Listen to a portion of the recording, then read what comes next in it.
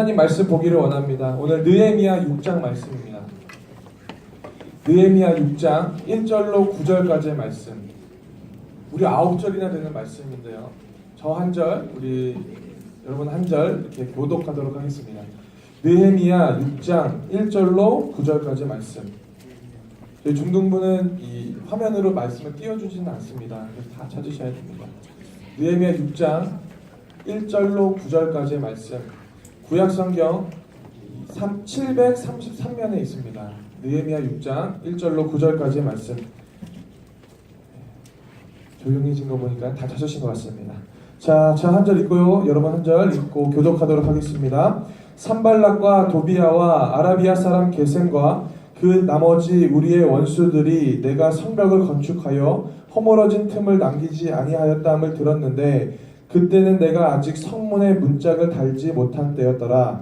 산발락과 게셈이 내게 사람을 보내어 이르기를 보라 우리가 오늘 평지 한촌에서 서로 만나자 하니 실상은 너를 살해하고자 하였더라.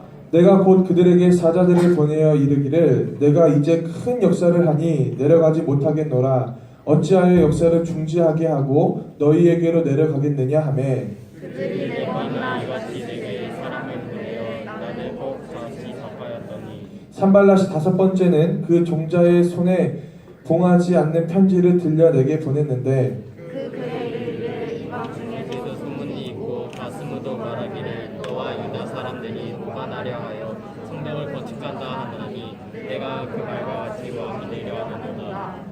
또 내가 선지자를 세워 예루살렘에서 너를 들어 선전하기를 유다의 왕이 있다 하게 하려 했으니 지금 이 말이 왕에게 들린지라. 그런즉 너는 이제 오라 함께 의논하자 하였기로 내가 사람을 보내어 그에게 이르기를 내가 말한 바 이런 일은 없는 일이요 내 마음에서 지어낸 것이라 하였느니. 같이 읽습니다. 시작. 이는 그들이 다 우리를 두렵게 하고자 하여 말하기를 그들의 손이 피곤하여 역사를 중지하고 이루지 못하리라 하노라. 이제 내 손을 힘있게 하옵소서 하였노라.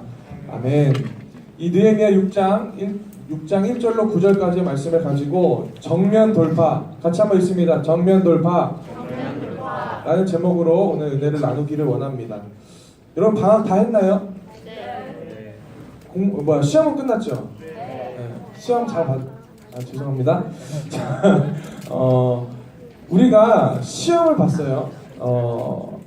하나님을 믿는 사람으로서 살아갈 때에 우리 가운데 필요한 것이 있다면 삶을 어떻게 살아갈 것인가 하는 자세에 대한 문제가 필요합니다. 시험을 앞두고 있는 학생에게 반드시 있어야 되는 시험을 보는 자세는 어떤 걸까요? 공부를 해야 돼요. 공부를 해야 되는 것이 시험을 앞둔 사람의 자세라고 말할 수가 있죠. 그런데 우리가 예수를 믿는 사람이건 믿지 않는 사람이건 시험에서는 공부를 해야 되는 것이 자세라면 이제 내 삶 가운데 주어져 있는 어떠한 문제 가운데서 내가 예수를 믿는 사람이라면 또 다른 삶의 자세가 우리 가운데 필요하더라는 거예요. 세상 사람들은 예수 믿는 사람을 이해를 못합니다. 왜 이해를 못할까요? 고난이 오고 문제가 찾아오고 어려움이 찾아왔을 때에 예수 믿는 사람들은 어떻게 말해요?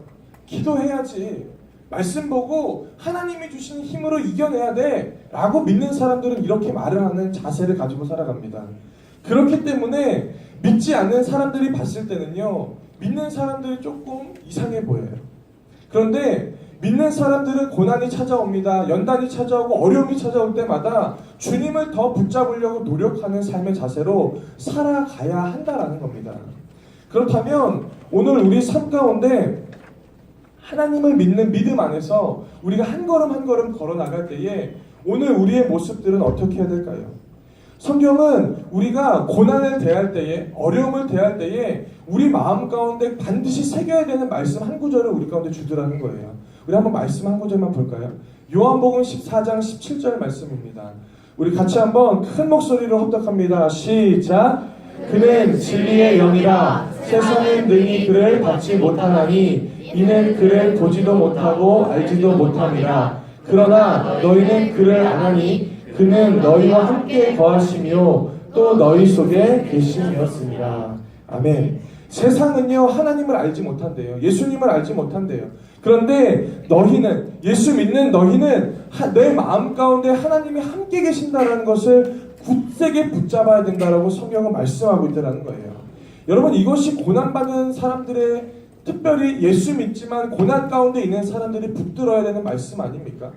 세상은 주님을 알지 못한다고 하지만, 내가 주님 붙잡으면 나를 손가락질하지만, 오늘 우리 삶 가운데 반드시 있어야 되는 건 주님을 붙들고 하나님 안에 거하는 나의 삶의 모습을 바라봐야 된다라는 겁니다. 오늘 말씀에 보면요, 여러분, 오늘 우리가 느헤미야 말씀을 보고 있잖아요. 느헤미야를 보면요, 굉장히 어려운 상황 가운데 살아갑니다. 예루살렘이 멸망하게 되고, 하나님을 예배했던 성전도 무너지게 되고, 심지어 성벽까지 다 무너지게 되는 어려운 상황 가운데 느헤미야가 임하게 되는 거예요. 그런데 그러한 상황 가운데서 느헤미야가 무너진 성벽을 보면서 자신의 마음을 찢기를 시작하더라는 거예요. 뭔가 하나님의 임재가 상징했던 성벽이 무너졌음을 보고서 오늘 느헤미야 마음 가운데는요, 하나님을 닮아가고자 하는 그 마음이 생겨지더라는 거예요. 그런데 그래서 그 느헤미야가요, 보냄받은 자로서 살아갈 때에 그 마음 가운데 생겨지는 한 가지의 마음이 있었어요. 어떤 거냐면, 무너진 성벽을 내가 다시 한번 쌓아 올려야 되겠구나. 무너진 하나님의 성벽을 다시 한번 내가 주님의 마음으로 붙잡고 보냄받은 자로서 그 벽들을 세워가야겠구나 라고 결단합니다. 그런데 결단하고 하나하나씩 세워가고 있는데 많은 사람들이 도와주면 좋을 것 같아요. 그런데 오늘 느헤미야에게 찾아오는 사람들은요, 어떤 사람들입니까? 이방 민족들이 찾아와서요, 자꾸만 느헤미야가 하는 그 성벽 쌓는 것을 방해하고 있더라는 거예요. 야, 그거 뭐하러 하는 거야? 왜 하지 마? 하면서 없는 말도 지어내고 그 성벽을 못 짓게끔 만들고 있더라는 거예요. 그래서 이 사람들이요, 이 정도까지 내가 고난을 주고 이 정도까지 내가 너를 험담하고 헐뜯으면 느헤미야가 못할 건 줄 알고 그들이 생각하는데, 오늘 어떻게 하는 겁니까? 느헤미야가 그 모진 말들과 고난 가운데서 한 번도 흔들리지 않고 하나님의 일들을 감당하는 것이 바로 오늘 이 느헤미야서의 이 본문의 내용이더라는 거예요. 전사님이 이 말씀을 묵상하면서 여러분들 가운데 있어야 되는 한 가지 은혜가 있다면 바로 이거라고 생각합니다. 고난과 핍박과 어려움이 있을 때라도 주님께 붙잡힌 바 된 사람은 주님의 일을 감당하는 사람일 줄 믿습니다. 그것이 바로 여러분들의 마음 가운데 새겨져야 하는 그 은혜들이라는 거예요. 그렇다면 오늘 이 느헤미야서 6장, 특별히 6장을 통해서 여러분들 가운데 전사님이 세 가지의 선물을 좀 주기를 원합니다. 그 세 가지의 선물 중에 그 첫 번째가 바로 이거예요. 느헤미야가 일어날 수 있었던, 낙심하지 않고 절망하지 않고 포기하지 않을 수 있었던 그 이유가요, 바로 첫 번째 이겁니다. 우리 노란 글씨 같이 한번 읽습니다. 시작. 해야 할 사명에 집중했다라는 거예요. 느헤미야는 성벽 재건을 위해서 열심히 합니다. 그런데 6장 1절에 보면은 이 사람들이 나오죠. 누구 나옵니까? 산발락과 도비야라는 사람이 나와요. 이 사람들이 이제 느헤미야를 방해하는 대적입니다.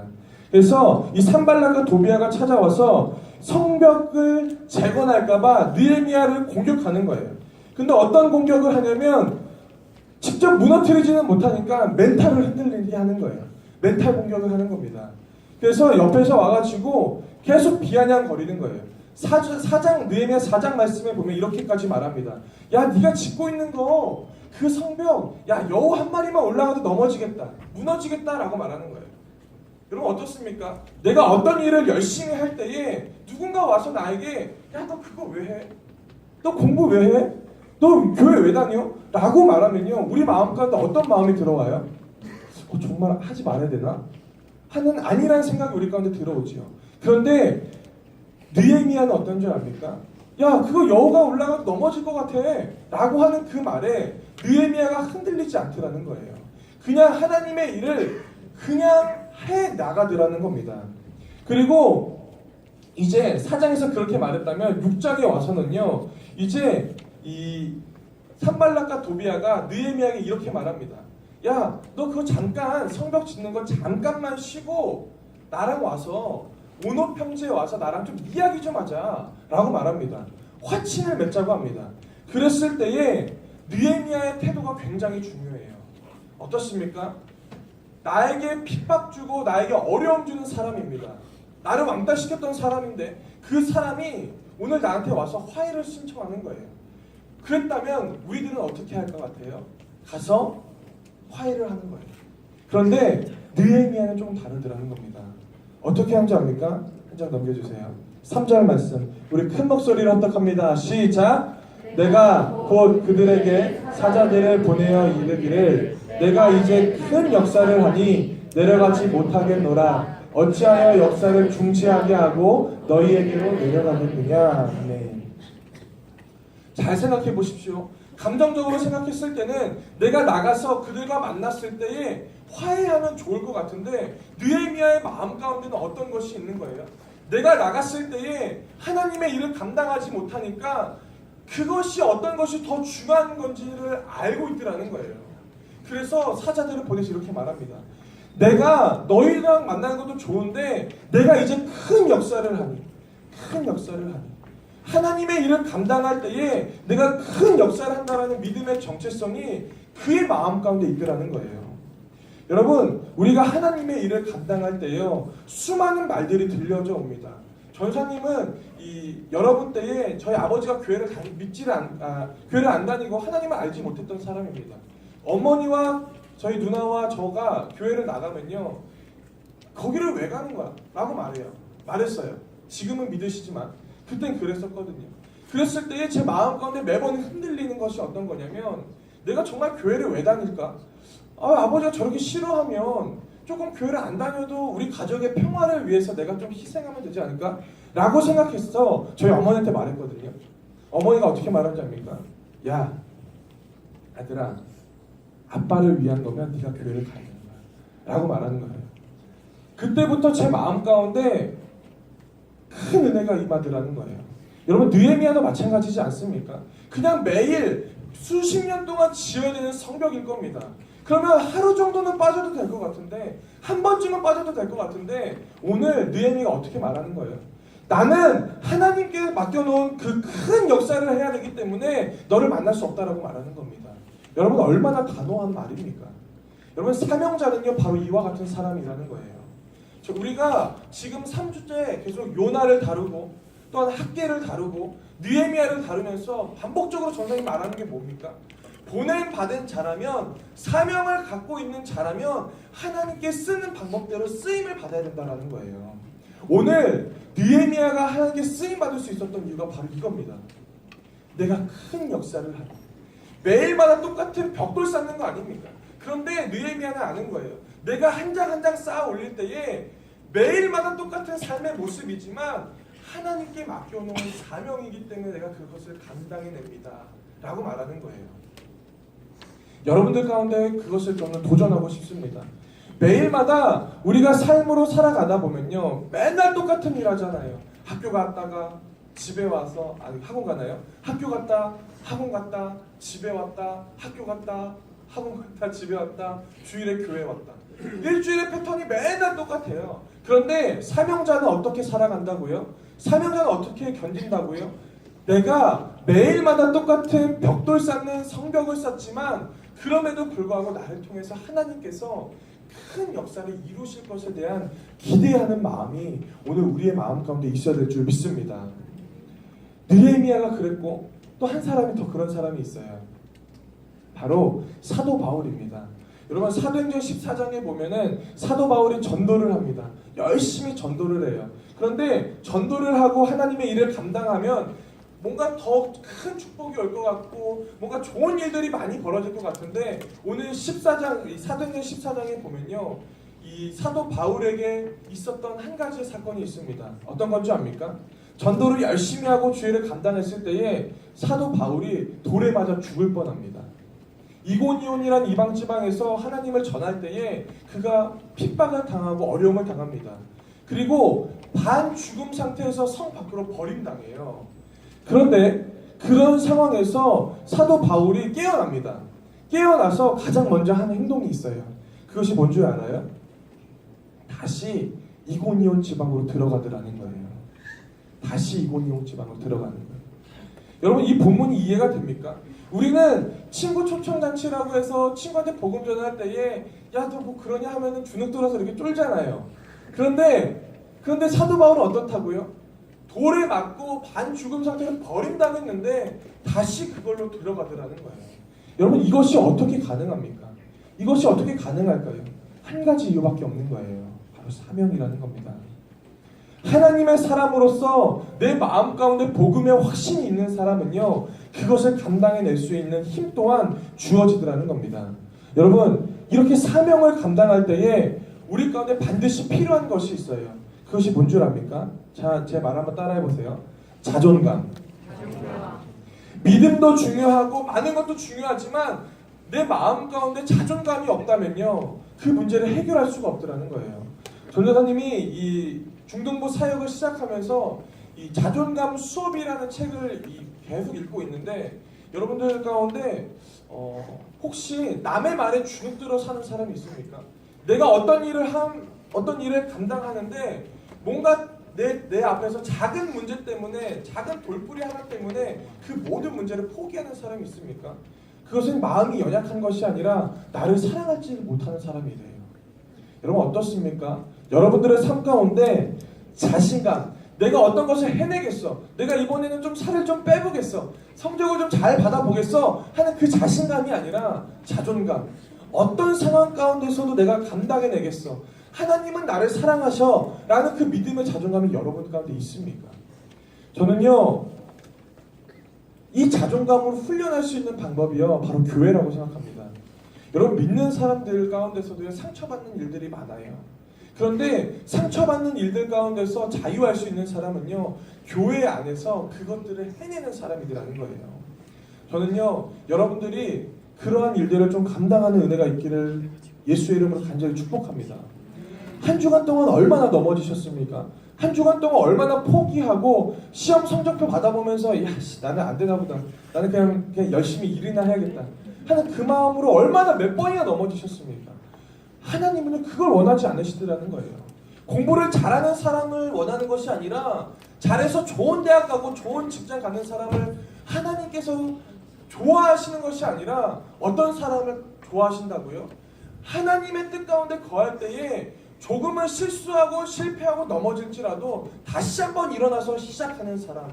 그래서 내가 벽돌 쌓는 작은 일이지만 그럼에도 불구하고 그 작은 일들을 하나님이 맡겨놓으신 큰 역사라고 고백하는 사람, 그 사람을 하나님이 찾으신다라는 거예요. 할렐루야. 여러분들이 그래야 되는 거 아닙니까? 간절히 축복하는 것은 하나님의 은혜가 여러분들까지 있기를 간절히 축복하고, 무엇보다도 하나님의 사명으로 여러분들 마음 가운데 주시는 은혜가 있기를 간절히 축복합니다. 두 번째, 우리 가운데 반드시 있어야 되는 두 번째 은혜가 있어요. 자, 우리 노란 글씨 같이 읽습니다. 시작. 일어날 수 있는 일들을 걱정하지 않았다라는 거예요. 느헤미야가 그 수많은 5만 가지 일들에서 감당할 수 있는 건요, 걱정 근심하지 않았기 때문입니다. 여러분, 우리 주변에 이런 친구도 있어요. 소설가 친구들, 드라마 작가 친구들이 있어요. 이 사람들 어떤 사람들입니까? 뭔가 이 얼굴에 뼈드락지가 났어요. 그러면 좀 가라앉히면 되잖아요. 이 걱정을 어떤 걱정을 합니까? 내가 얼굴에 뼈드락지가 났네. 이거 보면은 다른 사람들이 나를 어떻게 생각할까? 부터 시작해서 이것은 혹시 암 아니야? 하는 그런 말도 안 되는 이 전개로 이 막장 드라마를 쓰는 사람들이 있어요. 여러분, 이런 사람들의 특징이 어떤 겁니까? 걱정이 너무 많아요. 걱정이 많다 보니까 어떻게 돼요? 걱정에 걱정을 물고, 걱정을 물고, 끝에는요, 이 뾰루지 때문에 내가 죽는 거 아니야? 라고 생각하는 말도 안 되는 걱정 가운데 살아갈 때가 너무나도 많더라는 거예요. 이건 여러분들뿐만 아니라 우리 사랑하는 우리 부모님들도 마찬가지일 수 있고요, 저 또한 마찬가지일 수가 있더라는 거예요. 여러분, 걱정한다라는 건요, 걱정에 꼬리를 물고 싶어서 하는 행동이 바로 걱정하는 겁니다.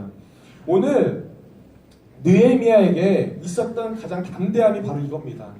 느헤미야에게 대적들이 이제 오노 평지에 와서 화친을 맺자고 합니다. 그런데 느헤미야가 나 안 갈 거야 라고 말하지요. 그랬을 때에 이제 산발락과 도비아가 다른 꾀를 씁니다.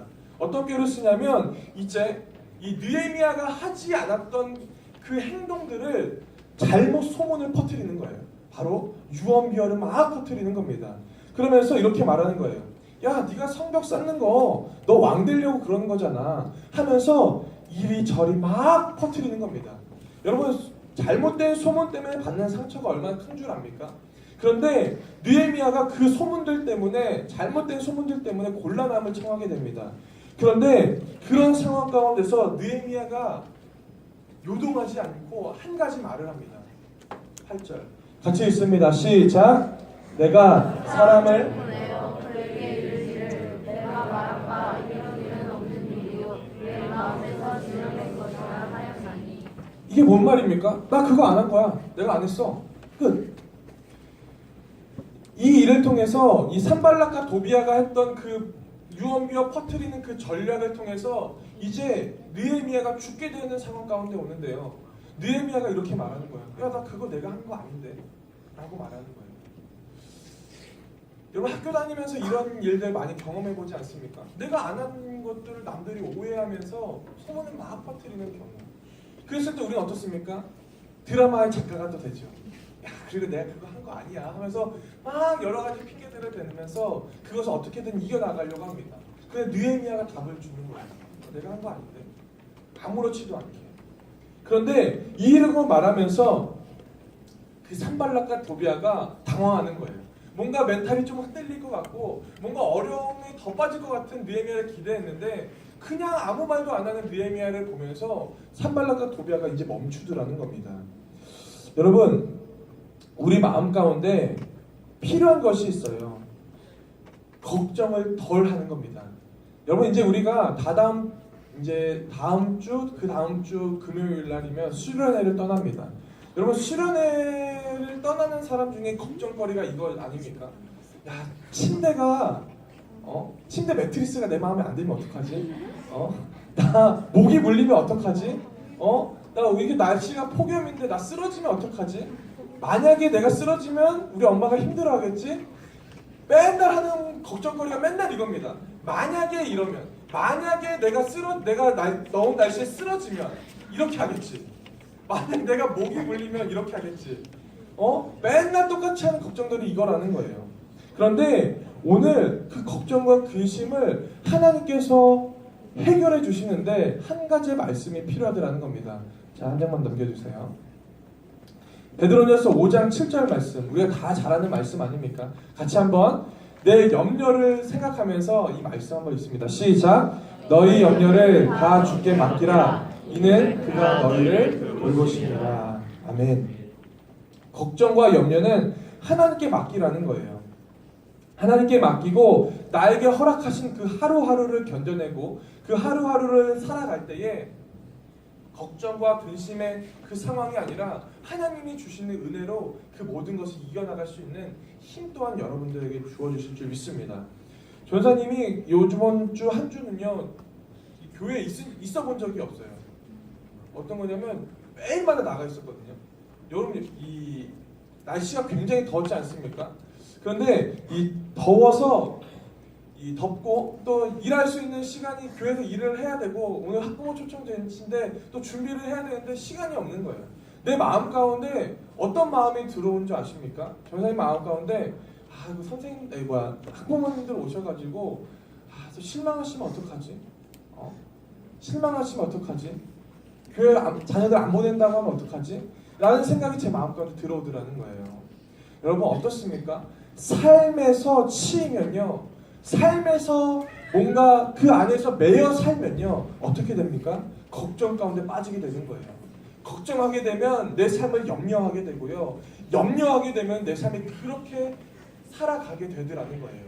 그래서 이 걱정과 근심이라는 이 뜻은요, 한 가지 뜻이 있대요. 어떤 거냐면 이거예요. 두 군데를 같이 바라본다라는 겁니다. 히브리어로 이 두 군데를 같이 보는 것이 이 걱정과 염려입니다. 우리 삶을 보라보면 똑같아요. 교회를 와야 되나? 오지 말아야 되나? 이유는 두 가지거든요. 교회는 와야 될 것 같은데 한 가지는 친구가 부르니까. 이 두 가지를 붙잡을 때 걱정이 되는 거예요. 갈까 말까 주저하게 되는 겁니다. 전하님 간절히 축복하는 것은요, 하나님의 은혜 가운데 거하는 사람은 걱정과 염려가 찾아옵니다. 그러나 찾아올 때에 하나님께 맡기는 사람이 바로 예수 믿는 저와 여러분들의 삶일 줄 믿습니다. 아멘. 마지막 세 번째 우리 가운데 필요한 것이 있다면 바로 세 번째 이겁니다. 우리 한번 같이 읽습니다. 시작. 내 손을 힘있게 하시는 하나님을 의지했다라는 겁니다. 느헤미야 말씀을 읽다 보니까요, 저는 깨달은 것이 있어요. 느헤미야 말씀은요, 그냥 거룩하게 성벽을 딱딱딱 쌓는 것이 아니라 그냥 쉽게 말하면은 그냥 이 막리라는 거 아닙니까? 벽돌을 그냥 올리는 거 아니에요? 그런데 오늘 느헤미야가 그 성경 속에서 기록되어지고 또한 이 말씀에 느헤미야서가 포함되어 있었다라는 건요, 그러한 의미가 있다라는 거예요. 어떤 건지 찾아봤는데 바로 고난입니다. 고난. 느헤미야에게 찾아오는 그 고난 때문에 하나님이 하나님의 사람으로 느헤미야를 만들고 있더라는 거예요. 자, 느헤미야가 이제 고난을 막 당합니다. 근데 느헤미야에게 있는 것은 어떤 거예요? 사명에 집중했고 뭔가 하나님 일어나는 일에 대해서 걱정하지 않는 그 능력이 있던 사람 아닙니까? 그랬을 때에 느헤미야가 그냥 그것만 감당했다면 성경에 기록되어지지 못했을 거예요. 그런데 어떤 일을 감당하는 줄 압니까? 느헤미야가 기도하기 시작하는 거예요. 나는 멘탈이 센 사람이야. 너네가 나한테 뭐라고 해도 나는 아무것도 넘어지지 않아. 했던 사람이라면 성경에 들어오지 못했을 거예요. 그런데 오늘 이 말씀이 구약 성경 가운데 들어왔었던 그 단 한 가지 이유가 있다면 바로 느헤미야가 기도하는 사람이기 때문이라는 겁니다. 말씀으로 볼까요? 자, 이 9절 말씀 우리 큰 목소리로 한번 읽습니다. 시작. 이는 그들이 다 우리를 두렵게 하고자 하여 말하기를 그들의 손이 피곤하여 역사를 중지하고 이루지 못하리라 하니라. 이제 내 손을 힘있게 하옵소서 하였노라. 우리나라 성경에는요 생략된 것이 있어요. 이 빨간 글씨 이제 앞에 느헤미야의 기도라는 부분이 이 원어 성경에 들어있는데 한국에 빠져 있는 거예요. 느헤미야가 기도하는 겁니다. 두려운 거예요. 느헤미야 마음 가운데 두려움이 찾아오는 겁니다. 그랬을 때에 내가 하는 일이 맞을까 하고 염려될 때에 느헤미야가 즉각적으로 한 것은요 바로 이겁니다. 기도하는 거예요. 이제 내 손을 힘있게 하옵소서. 하나님, 내가 작은 일을 감당해내는 그 길 가운데 있는데 이제 내가 조금 지쳐갑니다. 하나님, 내가 그러나 주님의 그 큰 일들을 내가 감당할 수 있도록 내 손을 이제는 좀 힘있게 하여 주시옵소서. 느헤미야가 한 기도가 바로 이거 아닙니까? 이 작은 기도 때문에 느헤미야가 쓰임받았다는 거예요. 우리 또한 마찬가지입니다. 우리가 수련회를 가는 것 때로는 두려울 수 있어요. 때로는 걱정될 수 있습니다. 그러나 그곳 가운데서 우리가 반드시 있어야 되는 것. 여러분, 수련회 간다고 해서 주님 만나고 돌아오는 거 100% 아닙니다. 내가 기대하지 않고요, 내가 기도하지 않고 준비하지 않으면요 수련회는 그냥 정말 지겨웠던 그 2박 3일이 될 거예요. 그런데 내가 주님을 기대하고 내가 조금 두렵지만 주님을 의지하면서 기도로 준비하는 사람, 그런 사람에게 어떻게 해준다고요? 이제 내 손을 힘있게 하시는 하나님이 여러분들 가운데 찾아오시더라는 겁니다. 저는 간절히 축복합니다. 여러분, 우리가 1년에 한 번 있는 수련회입니다. 학위 수련회 한 번 있어요. 그것 가운데서도 내 시간을 들이지 못하고 내가 어떻게 학원은 절대로 안 빠지는 교회 수련회에 빠지는 그런 모습을 보이지 마십시오. 여러분, 기도해야 될 때입니다. 하나님을 더욱더 의지하고 하나님께 더 쓰임받기를 원하고, 이제는 내가 조금 지쳐있지만 지쳐있는 가운데서 그냥 끝내버리는 것이 아니라 느헤미야와 같이 하나님, 내가 지쳐있는 거 나도 압니다. 그러나 이제는 내 손을 좀 힘있게 하여 주시옵소서. 기도하는 은혜가 여러분들 마음 가운데 있어야 된다는 겁니다. 사랑하는 우리 부모님들, 이 중등부가 왜 우리 사랑하는 부모님들을 이렇게 1년에 2번 특별하게, 이건 비밀인데 수련회 이전에 여러분들을 초청하는 줄 압니까? 제발 우리 친구들 이 수련회 좀 보내주십시오 하는 겁니다. 제발요. 저도요 여기에 서 있을 만한 사람이 아니었거든요. 저는 얼마나 이 교회 다니는 친구를 괴롭혔던 사람 중에 하나인데 실현해서 변화된 거예요. 여러분 하나님을 만나는 그 기회가 학원에서 보내는 그 시간보다 비교할 수 없는 가치가 있는 겁니다. 간절히 축복하는 것은 여러분들의 마음 가운데 부모님들은 여러분들 이제 다 보내주실 거예요. 할렐루야. 보내주시는데 이제 여러분들이 해야 되는 것이 있어요. 어떤 건 줄 압니까? 내가 수련회에서 정말 주님 만나고 돌아와야겠구나. 그 믿음의 욕심을 갖는 겁니다. 간절히 축복하는 것은 우리 사랑하는 중등부 친구들 한 사람 한 사람이 하나님의 손에 붙들림 바 되어서 내 손을 힘있게 하시는 주님을 의지하는 그런 은혜가 있기를 간절히 축복합니다. 말씀 한 구절만 읽고 우리 끝내도록 할게요. 고린도전서 10장 13절 우리 마지막입니다. 우리 큰 목소리로 합독합니다. 시작. 사람이 감당할 시험 밖에는 너희가 당한 것이 없나니 오직 하나님은 미쁘사 너희가 감당하지 못할 시험 당함을 허락하지 아니하시고 시험 당할 즈음에 또한 피할 길을 내사 너희로 능히 감당하게 하시느니라. 아멘.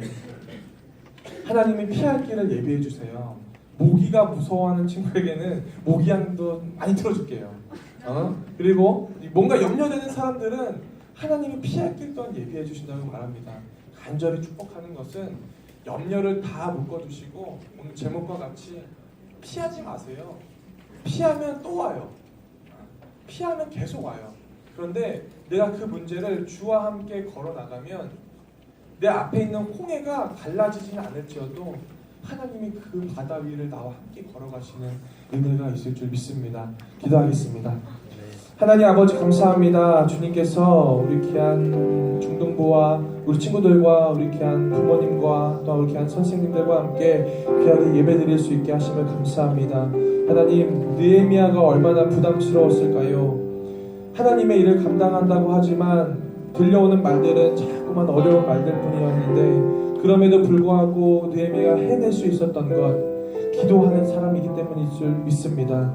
하나님 오늘 우리 시간 우리 귀한 학부모님들의 마음 가운데 성령의 담비를 나리어 주시고 무엇보다도 우리가 입술을 열어서 기도할 때에 하나님 주님 내 마음 가운데 하나님이 주신 은혜가 있게 하여 주시옵소서.